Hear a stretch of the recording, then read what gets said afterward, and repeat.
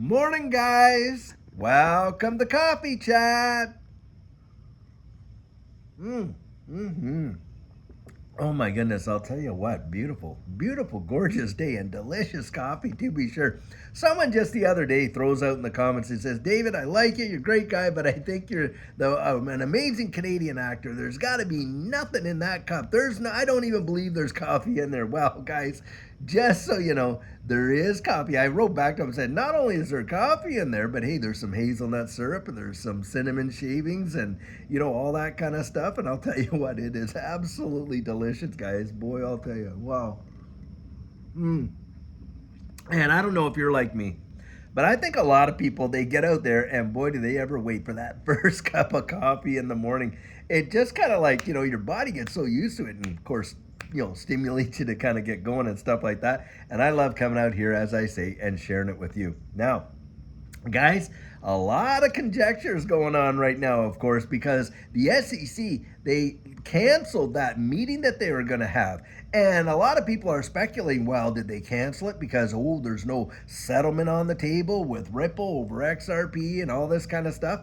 And the thing is, that meeting itself was not even designated as an XRP Ripple meeting. Of course, a lot of people throw that speculation in there because of where we're at. In this case, at any moment, people are expecting Judge Torres to come out with a decision, with respect to the institutional sales.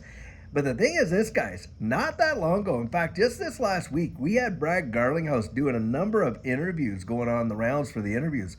And in these interviews, he's talking about probably an imminent, decision in the case. Or perhaps now they've asked him, hey, are you in settlement talks? And he says, well, I can't really say too much about that. Well, why can't he just say no if he isn't, right? And so a lot of people are certainly speculating that there are talks going on. And I suspect that more than likely there are some measure of talks going on because of this, number one. The court ordered them to get together before a final decision and to actually have these discussions. And so number one, that part's going on. But number two, it just makes common sense that both of these guys have some serious irons in the fire.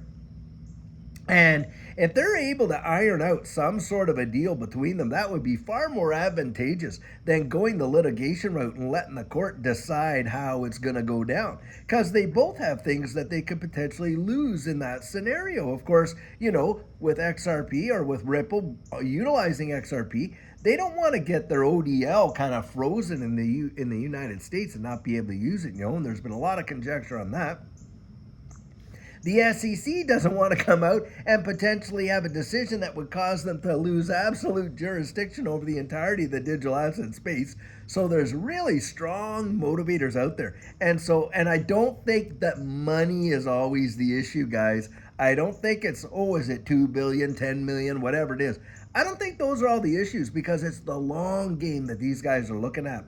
And when it comes to the long game, it is about, hey, what are the opportunities going forward, or what could I potentially lose here if this or that? So I think there is strong motivation for a settlement. But with respect to this meeting, of course, right now you're seeing the prices fall back into that just under that 60-cent range. What I think we're at 58 cents and something like that.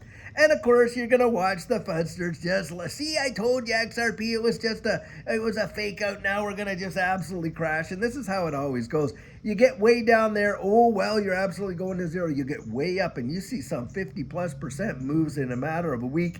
And where are they then? Oh well, this is just fun. And guys, you just gotta it's just ridiculous nonsense.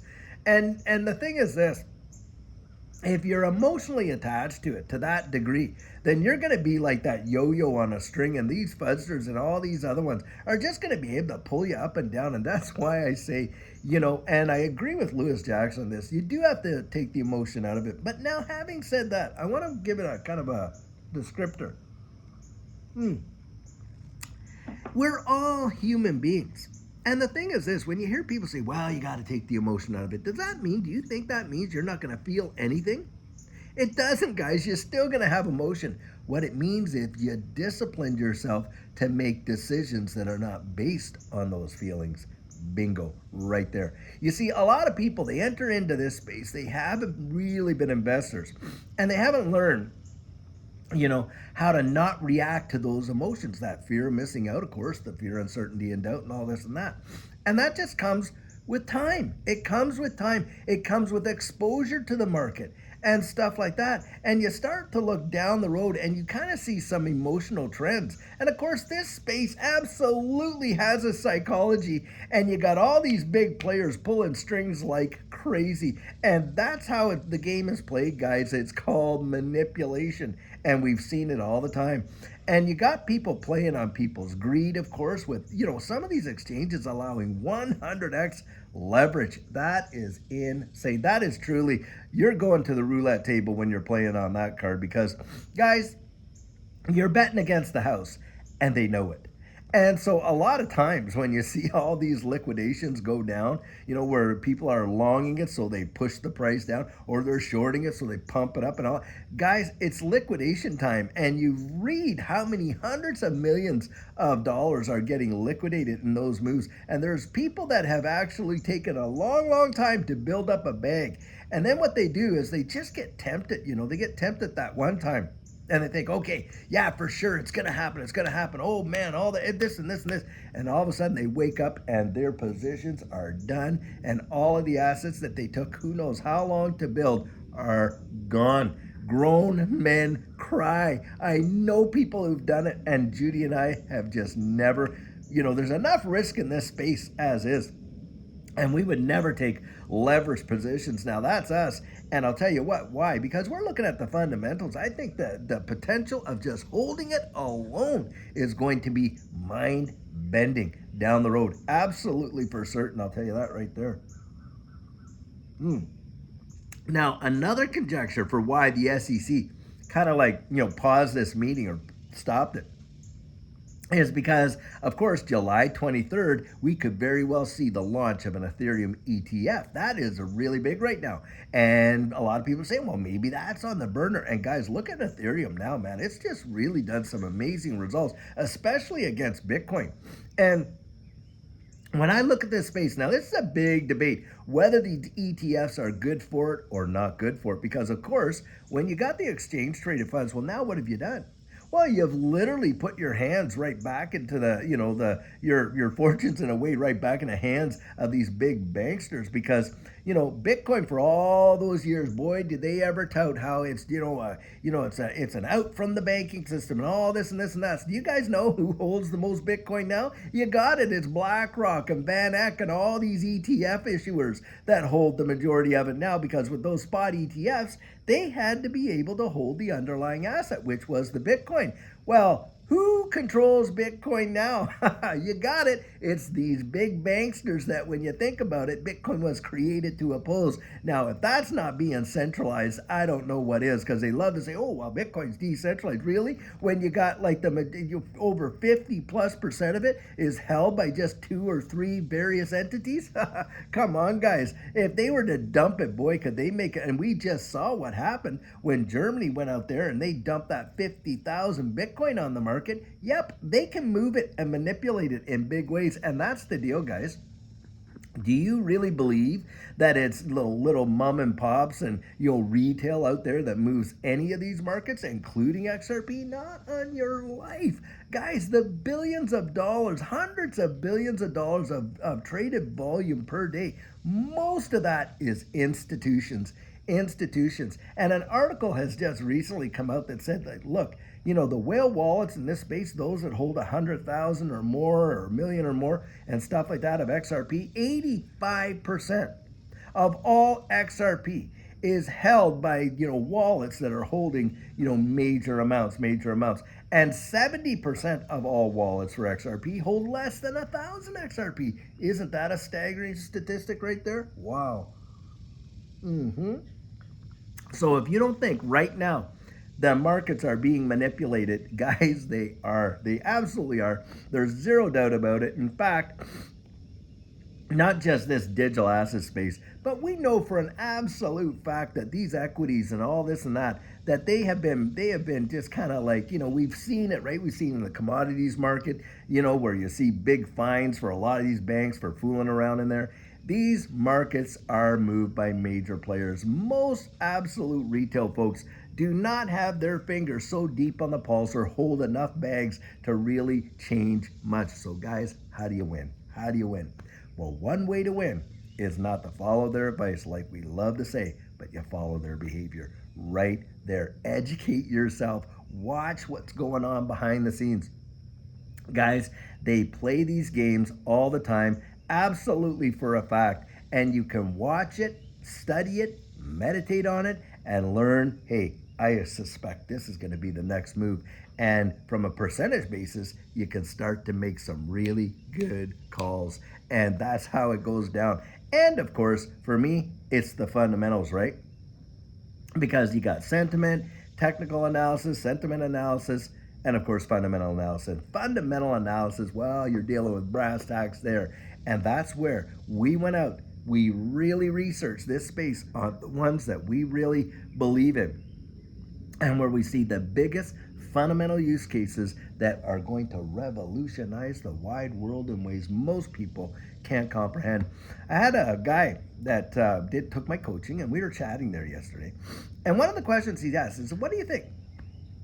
Do you think, we're going to see a change where we're not going to see the dollar?" Absolutely. How soon that will happen? Who knows, guys? But do you think they're investing all of this infrastructure into central bank digital currencies around the wide world? You got the European Central Bank touting it, International Monetary Fund, World Economic Forum, which is not even a government run. It's just, but you got all these agencies, and you got the U.S. Federal Reserve themselves that put out a white paper on central bank digital currencies. Fed now is using distributed ledger technology. Do you believe that the almighty buck is going to be out there forever? Most don't. We're seeing a major de-dollarization around the wide world, and they're printing it like it is going out of style. You would think that they are just blowing up the balloon with absolute intention of it bursting. And guys, something big, when that happens, I think is going to be bang, just like that, a moment. Now, we don't know what the final pinprick is going to be, of course, right? Could be natural disaster, could be a global conflict, could be whatever. The deal is this, guys. Are you ready for it? Are you ready for what's coming? That's the deal.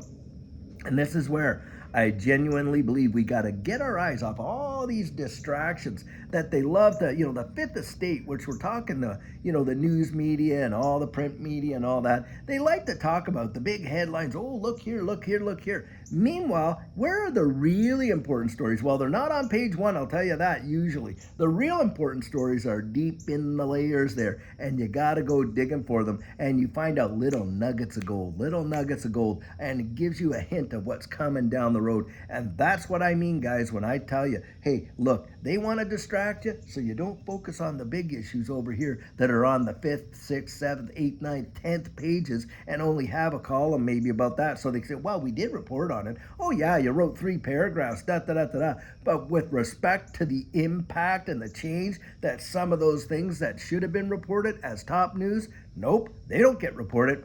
Nope, we want to keep on with the division, keep on distracting folks, on and on and on, while we see things in the background taking place. And that happens all the time, guys. And this is where you got to keep your thinking cap on. Do not let yourself be troubled. Because look, we were at 38 cents just about a week and a bit ago now. And here we are at 58 cents. And yet you're going to hear the fuzzers come in. Oh, wow, look at, we just dropped under. That is insane when you think about it, really. But that's what's going to happen. That's what happens every single time. You can almost take it to the proverbial bank. Pardon the pun right there. Guys, it is truly amazing. And I'll tell you what, those of you in this space and on this channel, look, we are out there. We are trying to get you as ready can be, and encouraging you to go out there and really educate yourself and not be taken by surprise when all this stuff literally blows sky high. That is for sure. Well, guys, I'll tell you what, I sure hope you're having an amazing day. It looks like it's going to be a beautiful one out here in Texas. And so wherever you are in the wide world, I pray it's going to be a great one as well. And until later on, when we have a fabulous video for you, have a great one and take care.